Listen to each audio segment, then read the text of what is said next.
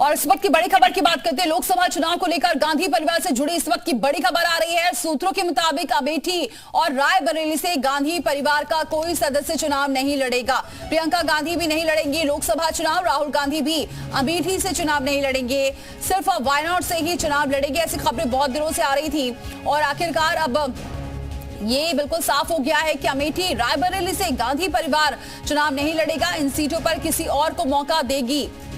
यहां पार्टी गांधी परिवार किसी और को मौका देगा। अब देखना होगा कि अमेठी और रायबरेली से कौन चुनाव लड़ता है, लेकिन ये साफ हो गया है कि अमेठी से राहुल गांधी चुनाव नहीं लड़ेंगे। और रायबरेली को लेकर बहुत दिनों से अटकलें चल रही थी कि सोनिया गांधी, क्योंकि अब वो राज्यसभा सदस्य हैं राजस्थान से, पहले वो यहीं से सांसद थी रायबरेली से, और ऐसे में ये अटकलें बहुत थी कि प्रियंका गांधी हो सकता है रायबरेली से चुनाव लड़े। लेकिन ये साफ हो गया है कि अमेठी और रायबरेली से गांधी परिवार का कोई भी सदस्य चुनाव नहीं लड़ेगा।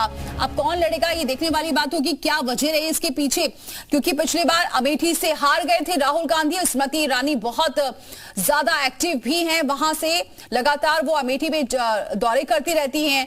और अब ये साफ हो गया है कि राहुल गांधी अमेठी से चुनाव नहीं लड़ रहे हैं, वो वायनाड से ही चुनाव लड़ेंगे। और रायबरेली जो परंपरागत सीट रही है गांधी परिवार की, इस बार होगा कि जब यहां गांधी परिवार का कोई भी सदस्य रायबरेली से चुनाव नहीं लड़ेगा। यानी दो ऐसी सीट, परंपरागत सीट रही है हमेशा गांधी परिवार की, अमेठी और रायबरेली, जहां से गांधी परिवार का कोई सदस्य जरूर चुनाव लड़ता था। लेकिन इस बार इतर देखा जाएगा। देखना होगा कि कौन सा समीकरण बैठाकर यहां पर कांग्रेस या फिर इंडिया गठबंधन किससे चुनाव लड़ाती है यहां अमेठी और रायबरेली से, ये देखने वाली बात होगी। लेकिन राहुल गांधी और प्रियंका गांधी अमेठी और रायबरेली से चुनाव नहीं लड़ रहे हैं। ऐसा पहले से ही बहुत दिनों से अटकलें चल रही थी कि इस बार किसी और को मौका दिया जाएगा।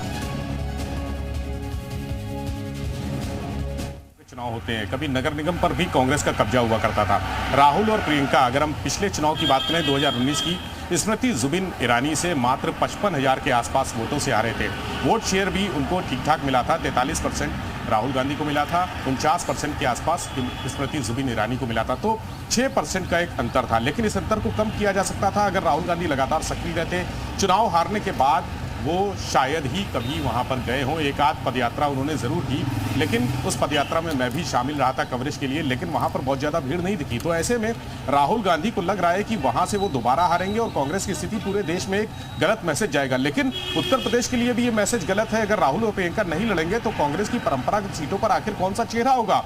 कांग्रेस जहां से उसकी सियासत शुरू हुई थी, जो इंदिरा गांधी से लेकर संजय गांधी से लेकर राजीव गांधी से लेकर तमाम लोग यहां पर चुनाव मैदान में कूदते रहे, आजमाते रहे किस्मत, और यहां से दिल्ली तक का रास्ता तय करते रहे। अब कांग्रेस का क्या होगा, ये अस्तित्व का सवाल है, कांग्रेस के भविष्य का सवाल है। तो ऐसे में जो प्रियंका गांधी है, ये माना जा रहा था सोनिया गांधी के बाद प्रियंका गांधी रायबरेली सीट से आएंगी और राहुल गांधी एक बार फिर से अमेठी सीट से किस्मत आजमाएंगे। लेकिन जो हाल में सर्वे हुआ उसमें रिपोर्ट खराब आई है। कहा गया है कि वहां पर स्थितियां बहुत बेहतर नहीं है। कांग्रेस के लोगों ने हालांकि गुजारिश की है, उनको आमंत्रित किया है। हमारे सहयोगी विवेक त्रिपाठी अभी जानकारी दे रहे हैं, लेकिन हमारे साथ जुड़ चुके हैं राकेश त्रिपाठी, बीजेपी प्रवक्ता है। बहुत स्वागत है राकेश जी हमारे साथ जुड़ने के लिए। राकेश जी, ये साफ हो गया है कि राहुल गांधी और प्रियंका गांधी रायबरेली और अमेठी से चुनाव नहीं लड़ रहे हैं, आप कैसे देख रहे हैं इसे? लेकिन सत्य ये है कि नेहरू परिवार अब डर रहा है और ये डर अच्छा है, लोकतंत्र के लिए शुभ संकेत है, क्योंकि किसी सीट को, किसी लोकसभा क्षेत्र को आप अपनी जब बहुमती मान लेते हैं तो क्षेत्र का विकास नहीं करते हैं। देखिए, आप अमेठी को जरा एक बार याद करके देखिए कि 5 वर्षों पहले तक अमेठी जो एक जिला बन चुका था, जहां लंबे समय तक नेहरू गांधी परिवार के तमाम वारिसों को अमेठी सीट से जिता करके भेजा, लेकिन जब पत्रकार वहां इलेक्शन कवर करने के लिए जाते थे तो रुकने के लिए अमेठी में कोई होटल नहीं मिलता था। अमेठी में कहीं किसी प्रकार का कोई इंफ्रास्ट्रक्चर डेवलपमेंट नहीं हुआ था, अमेठी में सड़कें नहीं थी। लेकिन पिछले 5 वर्षों में अमेठी का तेज गति से विकास हुआ है। आज उत्तर प्रदेश में योगी आदित्यनाथ सरकार के कारण अमेठी और रायबरेली की जनता भी विकास का सीधा। लेकिन राकेश जी, ये बात सही है, ठीक है, विकास तो हो रहा है अमेठी में, लेकिन ये भी बड़ी बात है कि अभी तक आप लोग ये कहते आए हैं कि परिवारवाद को बढ़ावा दिया जा रहा है, गांधी परिवार ही वहां से लड़ता। अगर किसी अब कोई और प्रत्याशी वहां से लड़ता है तो लगता नहीं है हो सकता चुनौती हो, क्योंकि यहाँ पर भी हमेशा जातिगत समीकरण तो साधने की कोशिश होती है। कोई मतलब नहीं, चुनौती तो गांधी नेहरू परिवार के लिए है कि वहां से कैंडिडेट किसको बुलाएं, क्योंकि अब कोई कैंडिडेट ढूंढे नहीं मिल रहा है। सच ये है कि आज पूरी तरह से प्रियंका वाड्रा डर गई कि वो रायबरेली से नहीं आ सकती। श्रीमती सोनिया जी ने तो पहले ही पलायन कर दिया, वो राजस्थान से राज्यसभा चली गई, वो जानती है कि इस बार चुनाव जीत नहीं सकते, और उसके ठोस कारण है क्योंकि समाजवादी पार्टी की बैसाखी पर ही अब तक ये अमेठी और रायबरेली जीतते रहे हैं। लेकिन अब समाजवादी पार्टी की बैसाखी पूरी तरह से टूट गई है। मनोज पांडे जो भाई कद्दावर नेता हुआ करते थे रायबरेली से, जो मुख्य सचेतक थे, वो आज पार्टी से किनारे हट करके खड़े हैं। आज रायबरेली इसलिए उनको बहुत कमजोर महसूस हो रही है। अमेठी में गौरीगंज से विधायक राकेश प्रताप सिंह जी आज वो समाजवादी पार्टी से किनारे हट करके खड़े हैं। ऐसी अवस्था में बिना समाजवादी पार्टी के समर्थन के, सहयोग के, या आज टूटी फूटी समाजवादी पार्टी के सहयोग समर्थन से वो रायबरेली अमेठी नहीं जीत सकते हैं, और इसीलिए आज वो छोड़ करके मैदान भाग रहे हैं, वो डर रहे हैं। ये मोदी और योगी का डर है जो विकास के माध्यम से हमने जनता के बीच में पैदा किया है। आज जनता भारतीय जनता पार्टी के साथ जुड़ी है क्योंकि उसके जीवन में बड़ा परिवर्तन आया है। आज चाहे आवास हो, चाहे शौचालय हो, चाहे उज्ज्वला गैस के कनेक्शन हो, चाहे आज किसानों के खाते में सम्मान निधि पहुंचना हो, या प्रधानमंत्री आज जो है जन आरोग्य योजना हो, आयुष्मान योजना हो, अलग अलग योजनाओं से आच्छादित करके हमने जनता को सीधे अपने साथ जोड़ने का काम किया है। और इसी वजह से आज ये वायनाड भाग करके गए हैं। और विश्वास मानिए बहुत जल्दी वो समय आएगा जब देश के किसी भी लोकसभा क्षेत्र से गांधी नेहरू परिवार के वारिस अब चुनाव लड़ने की हिम्मत नहीं जुटा पाएंगे, भागते भागते नारी के घर तक पहुंच जाएंगे। तो राकेश जी, यानी जो विकास हो रहा है इसी वजह से कांग्रेस डर गई है, यही मान रहे हैं आप? इसी वजह से ये दोनों सीटें छोड़ दी? क्योंकि जनता से जब आपका कनेक्ट नहीं होता है, केवल विरासत के आधार पर आप सियासत करेंगे तो उसका परिणाम एक न एक दिन तो होना ही है। कितने दिनों तक काट की हांडी चढ़ती रहेगी। सच यह है कि दादी की नाक से आपकी सिमिलरिटी है, केवल इसके आधार पर जनता आपको वोट नहीं कर सकती है ना। दादी की नाक के आधार पर जनता के पेट की भूख का सवाल तो समाधान नहीं हो सकता है ना। आज प्रधानमंत्री मोदी जी के मार्गदर्शन में और उत्तर प्रदेश में योगी आदित्यनाथ जी की सरकार ने सामान्य व्यक्ति के जीवन में परिवर्तन किया है। सामान्य व्यक्ति भारतीय जनता पार्टी के साथ जुड़ा है। जनता का इतना समर्थन देख करके आज ये घबरा गए हैं। हिम्मत नहीं हो पा रही है कि हम पोलिंग एजेंट हम कैसे बनाएं।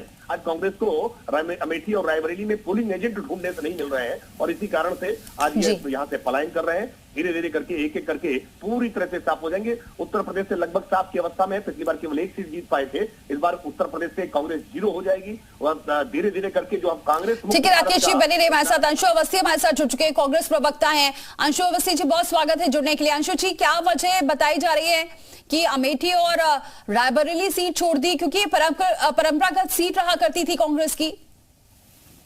देखिए, अभी ऐसा कुछ भी नहीं है।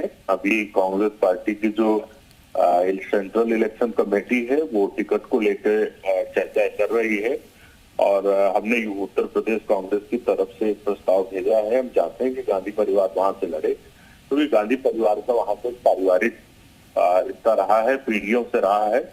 तो हमें पूरी उम्मीद है कि वो वहां से लड़ेंगे, और हमने मांग की, मैं व्यक्तिगत रूप से भी पत्र लिख चुका हूँ राहुल गांधी जी को, प्रियंका गांधी जी को, कि वो लड़े वहां से। तो अभी ऐसी कोई बात नहीं है। लेकिन अंशु जी, हमारे साथ राकेश जी भी जुड़े हुए हैं, बीजेपी प्रवक्ता। राकेश जी का ये कहना है कि जिस तरीके से विकास हुआ है और जो कांग्रेस ने अमेठी और रायबरेली को ऐसे ही छोड़ दिया था, यही वजह है कि अब कांग्रेस नहीं लड़ सकती, वहां पर हार जाएगी, और यही वजह है जो पीछे कदम उठाए जा रहे हैं। देखिए, विकास तो जरूर हुआ है, क्योंकि इलेक्टोरल बॉन्ड का जो घोटाला सामने आया है उससे ये पता चलता है कि बीजेपी सिर्फ और सिर्फ हफ्ता वसूली गैंग बनकर रह गई। उन्होंने ईडी को भी अपनी पार्टी का मेंबर बना लिया। तो विकास तो इनका हुआ है, इसमें कोई दो राय नहीं। पैसा लूटा है। कोरोना के समय जब लोगों को ऑक्सीजन चाहिए थी तो ये पूना वाला से पैसे ले रहे थे, फोटो खिंचवा रहे थे प्राइम मिनिस्टर। तो इनका विकास तो हुआ, इसमें कोई दो राय नहीं। राकेश जी जवाब देंगे। राकेश जी, जनता का विकास नहीं हुआ है। जनता परेशान है। 45 साल में सबसे ज्यादा बेरोजगारी है, महंगाई है।